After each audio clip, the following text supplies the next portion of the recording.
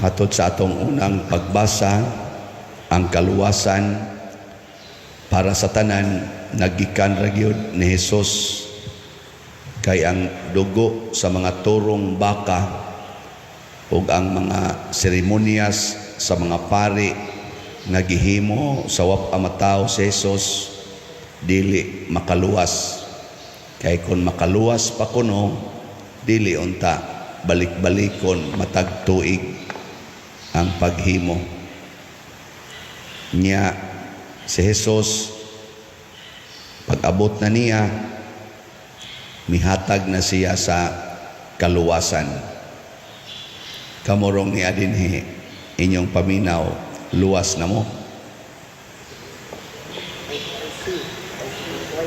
Luwas na. Anong mura malamugat, tutok na riwa man mo reaction. Ano bang sa amo pa na sa seminaryos una, lutaw kay utok ba? Tutok lang.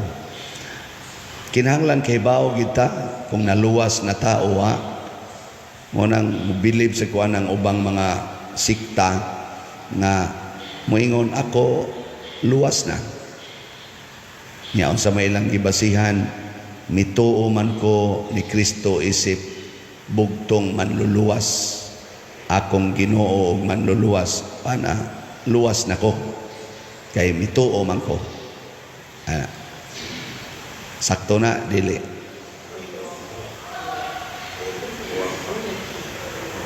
Dili. O sakto yun. Bitaw, tinuod gina, sakto gina. Kung mutuo ta ni Hesus, luwas. Pero ang pangutana, ang question mark, unsa may timaan nga tinuod tang mituo ni Hesus? Diha ang question. Inigingon lang, i-claim lang nimo, nituo ko ni Hesus, luwas na ko. Kay ang pagtuo ni Hesus mo'y makaluwas, kay siya ang bugtong manluluwas, awa na, okay kayo.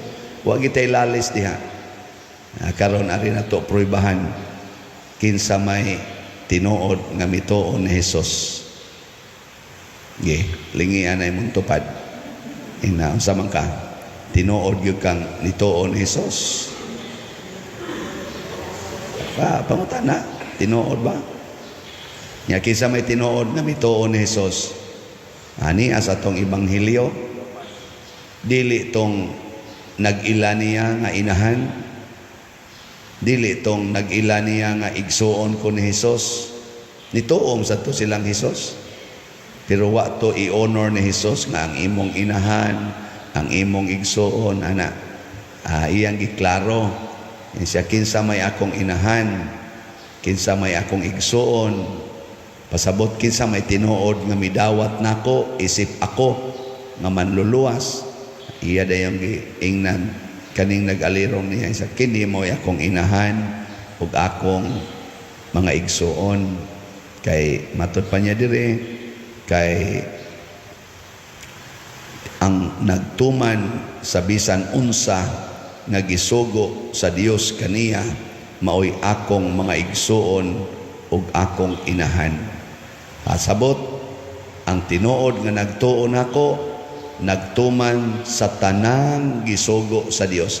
Naa ganitay usa nga sugo sa Dios nga atong balibaran, automatic wa na kamutuo.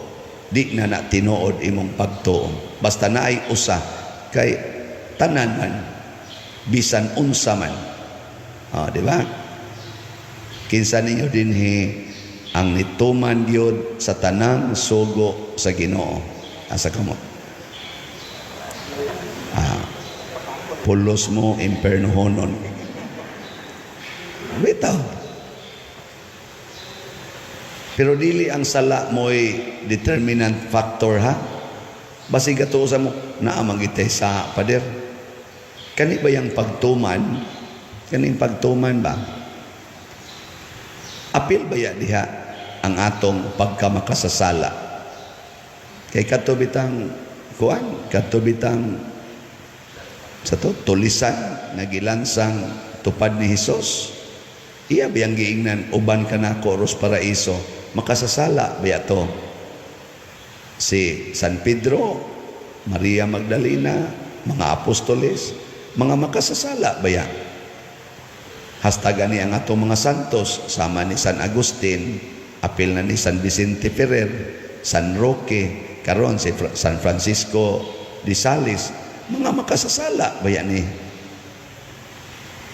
Karon, ang importante di ay unsaon pagtuman ang kabubuton sa Dios diha sa atong sitwasyon. Kung ikaw nakasala karon, pasabot misupa ka sa pipila ka sugo sa Ginoo, karon nga nakaamgo ka nga nakasala ka, unsa may kabubuton sa Ginoo para nimo? Unsa man? Maghinulsol niya. Kung maghinulsol ka karon, unsa may mahitabo nimo? Mahimo dayon kang inahan og igsoon ni Hesus karong adlaw. Way siguro karong hapon. Pagkahapon na sad, supak naman sa kagsugo sa Ginoo, nangasaba naman sa imong anak. Unsa may nahitabo? Nawa na pod ang imong pagkainahan, imong pagkaigsoon. Nga pagkagabi, pagdayon nimong tug, nagmahay man ka, nagbasol man ka. Pag higda nimo, wala, igsoon na sad ka, inahan na sad ka ni Jesus, namatay man ka, wa man kakakuan, wa man kakabangon, na ditso man. Ini katubang nimo sa Ginoo, sa may iyang itanaw nimo, igsoon ka, inahan ka, o dili? Kana mo importante. Mo na pagtuman sa sugos Ginoo, dili nang ingon tumanon ako karon hangtod na jud ko mamatay, di na jud ko makasa istoryahe. Balik-balik mo gigagkaligo kada adlaw. Di ba? Ingon, sige mo gagpanilhigan ng imong balay, kita gani dinhi, ini humagmisa, mapanasad kay hugaw, trapuhan na sang simbahan kay hugaw. Kana mo importante nga naa nato ang pagkondisyon nga mutuman gyud ko sa sugos Ginoo. Nya kun makasa, wa man na magpasabot nga it's the end. Karon nga nakaamgo kang nakasa ka, balik na sagtuman. Parehagod na ng sakyanan kamo kasagaran dinhi ka mao mamong mo drive. Pagkagalkal sa ligid kay ning tipas na di ay sa daan, kay naduka kag kadiyot ba, natipas. Unsa may imong buhaton pagkaamgo nimo? Tipas naman lahoson tani. Dili ay tatagan ikan. Uy, hala. Ana gid ang imong kamot kanan kay bao makaghaing daan. Ang importante kay bao kaghaing daan. Nanglitan karon, balibad ka, di lang yung kumupalit og slot, na ba? Nakaamgong iyay makapalangit mo din palit ayon kag slot pagkahapon. Yaon sa may nahitabo. Himo na kang anak sa Ginoo or igsoon or inahan. Nya na malikas man kapag human nimo palit og slot.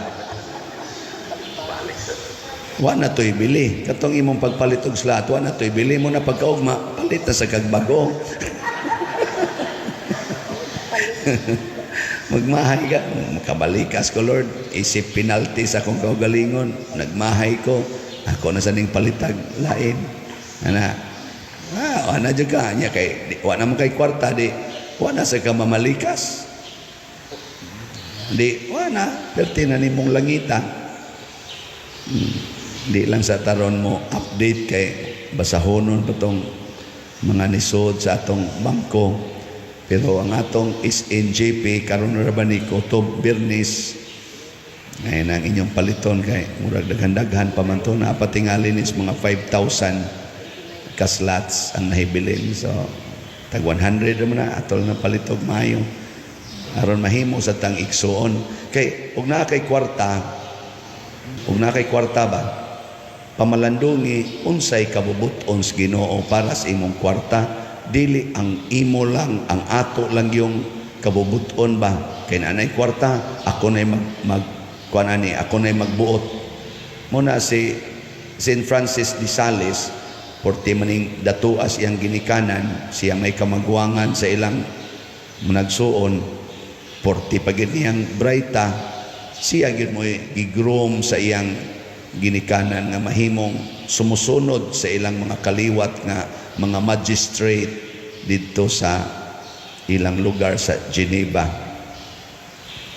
Pero pagkadungog ni St. Francis de Sales sa mga walis pari nga iyang gisimbahan, na-attract kayo siya, labi na gyud kaning kinabuhi sa pagbiya sa tanan. Sa mas gihimo ni St. Ignatius of Loyola, St. Francis of Assisi, nila ni St. Dominic, nila ni San Agustin, na-attract kay siya. Ang iyang kasing-kasing lipay kayo, motong iyang gisupak ang plano sa iyang ginikanan niya, kay nakagraduate naman siya og civil law, master naman siya sa civil law og sa theology. Iya na lang gigamit aron isuporta, ihatag og pagpasabot sa atong tinuhuan kay atong mga 15th, 16th century mao man toy pagkusog sa Protestantism. Iyang gitagaag solusyon ang panagbangi sa tinuod nga Katoliko o sa Protestante. Gusto siya nga magsabot-sabot ba, dili mag-away. Siya mo'y ni middle, ginamit ang iyang intellectual ug ang iyang virtue, kaning gitawag og total obedience to God's love, divine love. Nindot no? Ang kwarta niya, nagamit niya pinaagi sa pag-alagad sa simbahan. Ang iya sang intellectual capacity, dili pagplano unsaon pagpalambo iyang kinabuhi, kung dili unsaon paghatag og kahiusa, ug unsaon pag-practice ang divine love. Kana mo sakto. Panalitan imong anak adik kaayos drugas or sa computer, pamalandong, Lord, unsa may imong kabubuton para aning akong anak. Karon kusog kay nang gitawag og sexual confusion sa atong mga kabatanunan. Laki ba gyud ko o babae ba ko? Muna atong gi-accommodate na atay LGBTQ. Mao ba na ang kabubuton sa amahan? Nga if you are confused, tagaan ti ka og imong kaniganing avenue to practice your sexual orientation. Confused ba ya ka? Naglibog ba ya kag babae ba ka or lalaki? Solusyon ba ng imong confusion atong kuyugan? Solusyon ba na? Pangutanas Ginoo. Muna itong i-question ba? Sigihan kag kulatas imong bana kay nangabit siya, bisyoso pa. Solusyon ba nga imo siyang ikiha, nga imo siyang buwagan, imo siyang ipapriso? Solusyon ba na? Diyos nun ba na? Hilingi ako na imong tupad, hinaog ikay anaon kung sa imong solusyon. Ana kay moingon ka, ano yun ako? Pamalandong sa iya benas Ginoo. Mga tanang na mga ginikanan mo dool na ko. Pader, adik na kayo ang akong anak sa gadgets. Hapit na lang di mo tagad na mo. Mura na siya na ikaw galingong kalibutan. Nga, 10 years old pa biya ni Pader. Ana, or 13 years old. Adik kayo sa cellphone. Nako niya, isasigihan akong badlong, akong disiplinahon, akong i-off ang wifi. Masuko naman hinoon, Pader, magtantro man. Musa may akong buhaton, Pader. Kusang una-una, ako nga way anak, ako na noy inyong problemahonan. Pero usahay kanisan pagkawa na to ma-involve sa sitwasyon, mura sa kamao sa tangmutanaw from the distance, baka nang di interested silang kinabuhi ba? Mataingon ako, ato sang subayon be, kisa may nagpalitan ang cellphone, imong anak o ikaw? Isa ako, kanang computer, kisa may kapalit, kami pa din. Kanang TV, kisa kapalit, kami, nako, sa may imong solusyon na, nakamo may nagpalit. Ingon man Ginoo ibaligya ang tanan ug ihatag ang halin ngadto sa kabos. Unsa ka kanang tanan ninyong cellphone, computer, TV, ibaligya na niya ang halin, ipalit og slot. Siya unya pa dir unsa na may mong gamiton ako. Mo abot ra na. Na may Bible, na may libro. Kanalay basaha. Palitan nimo og libro imong anak. Basag libro. Tabangan nimo og basa. Na may Bible. Pamalit mo og mga libro. Wa man ay gibuhat sa una. Wa man tong TV sa una, wa may cellphone. Kanay panahon nilang St. Francis de Sales, sila San Agustin, mga ngilngig ito sila mga thinkers. Wa may magsalig og cellphone. Wa man sila maghimo og kanang mga gadgets nga usa ka tulpok makakita na ka dito sa CCTV sa imong balay nga bisag nagsimba ka, gasikag monitor sa imong balay. Wa man na, una. Pero nindot man sila relasyon. Kamao man silang mamalandog kinabuhi. Nilambo man sad sila, nahimo man sad silang mga bantugang mga tao. Magsalig mo tana. Ambot, paglakaw niya, wa man sad siya moingong iyang ibaligya, pero ambot ni palit pa kag slot. Di ba? Problema mo, maginikanan, anang inyong mga anak nga nang-adik ang mga gadgets. Kamo may nagpalit anak, ibaligya. Yang mo reklamo inyong anak, mawa na lagi. Gipalit na itong slot simbahan dong, aron ta mahimong igsuon inahan ni Kristo. Siya ang ako in taong game, usaman siya, basig makapawagtang na nimo sa imong pagkaigsuon o ginahan ni Kristo. Usaon maginaman, diri tabi, basa tag Bible. Basahon din ninyo ning, sa manining Bible ani. Kaning Mark chapter 3. Basaha din diri. Mga landong tadong, kabubuton bas Ginoo nga dinalang ka mo bangon og sayo, kay wa nakakatuog og sayo. Kabubuton ba nas Ginoo? Ing kamurag wa gid ma.